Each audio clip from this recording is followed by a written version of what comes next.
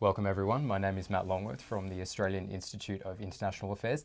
Here with me today joining us at our ACT branch is Dr. Christian Downie. He's a fellow at the School of Regulation and Global Governance at the Australian National University and he's here with us today talking to us about Australian energy diplomacy and the G20. Dr. Christian Downie, thank you for joining me. Thanks for having me. Could you please explain to us what is meant by energy diplomacy? Well, let me just give a little bit of context. Successive Australian governments often talk about Australia as an energy superpower. That's no surprise. We're the largest exporter of coal in the world. Export earnings from energy generally are going to be about $114 billion by the end of the decade. So Australia is an energy superpower. What we often talk a lot less about is energy diplomacy and what can Australia do in that space. And so I think the time right now is ripe for Australia really to reconsider what we mean by energy diplomacy.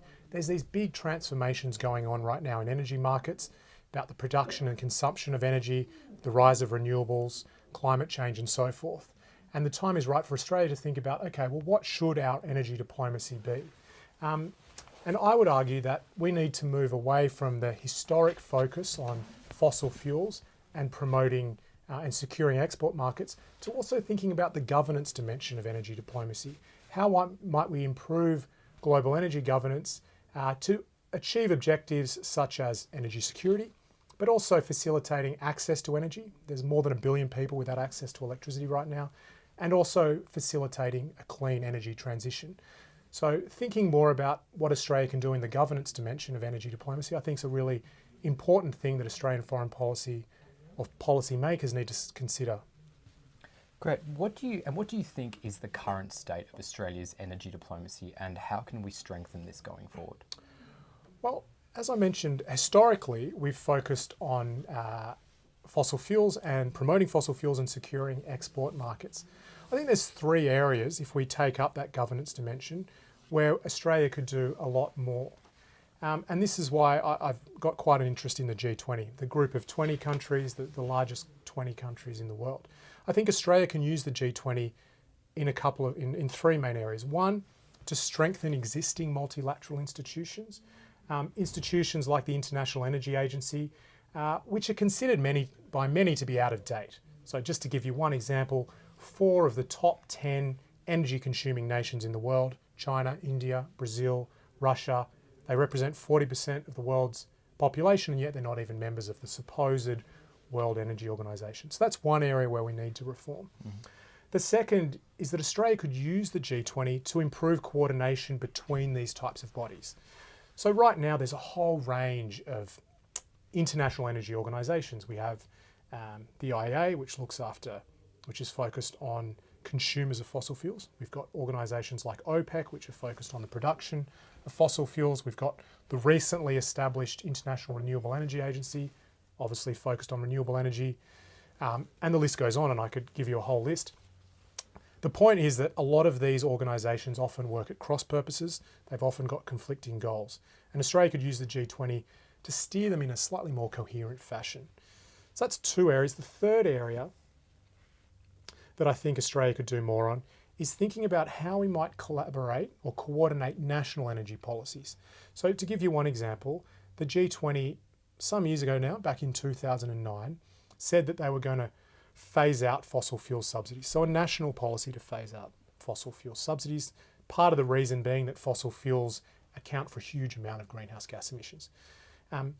We could think about other possible areas where countries in the G20 could coordinate their national energy policies to good effect. We've done that quite successfully in the domain of finance before, and I think the time is right for us to think about what areas of our national energy policies need to be better coordinated.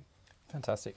And finally, how do you think that energy diplomacy can strengthen Australia's national interests and our broader foreign policy objectives going forward into the future?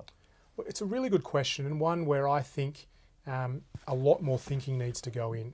How does our energy diplomacy interact or support, as you say, our broader foreign policies objectives? I want to give you kind of 3 suggestions, but they're really suggestions. One is, well, you need to take a step back and say, okay, well, what are our foreign policy objectives? There's a whole raft, but one is that Australia wants to have a seat at the G20. Why? Well, and these are set out to some extent in the recent DFAT foreign policy white paper. Why do we want a seat at the G20? Because there's actually no guarantee that if the G20 collapsed or disbanded, that Australia would be invited to be a member or have a seat at any other kind of G7 plus type forum. We're not an automatic starter at those types of invitations. So we want the G20 to succeed, and what energy diplomacy could help to do that. And let me give you an example. If we are successful in using the G20 to come to new agreements in the energy space, that will help to improve the legitimacy of the G20 and also improve the perception that we're a constructive international player at the G20. So that's one objective, foreign policy objective, that energy could improve. Another one, so that's one, is improving, ensuring that we have a seat at the G20. Another one that I wanted to mention is ensuring that emerging market economies become responsible stakeholders in the international system. So that's another one that's set out in the DFAT Foreign Policy White Paper. Australia traditionally in recent years has actually been a strong advocate for bringing these countries into international organisations. We've lobbied quite heavily to have the International Monetary Fund, the IMF, reformed to give more power or more influence to China and India and so forth. And I think we could be doing that in the energy space. We could be using the G20 to be an advocate for those countries, to bring them on board and become members of the AIIA, which they're currently not. That would help to achieve that objective of bringing these countries into the fold and being responsible international stakeholders. The third one, the third kind of foreign policy objective that energy might help to support is reducing conflict between major powers. So traditionally, we've invested quite a lot of resources in restricting economic conflict between, say, the US and Japan in the 1980s. And more recently, of course, there's a lot of talk about trying to reduce conflict between China and the US. Energy could be an important part of that. If we can think of areas in the energy space, maybe it's fossil fuel subsidies, for example, where China and the US have both agreed to participate in a peer review process, which has now been complete. If we can think of examples like that where we can bring major powers together to cooperate on energy, we're actually also going to ease their conflict in other policy domains as well. So energy can be an important point in that space too. Fantastic. Dr. Christian Downie, thank you very much for your time. If you would like to see more of our interviews, and if you're watching at home, please feel free to subscribe to our YouTube channel, Australian Outlook, or feel free to visit our website, internationalaffairs.org.au. Thank you very much once again.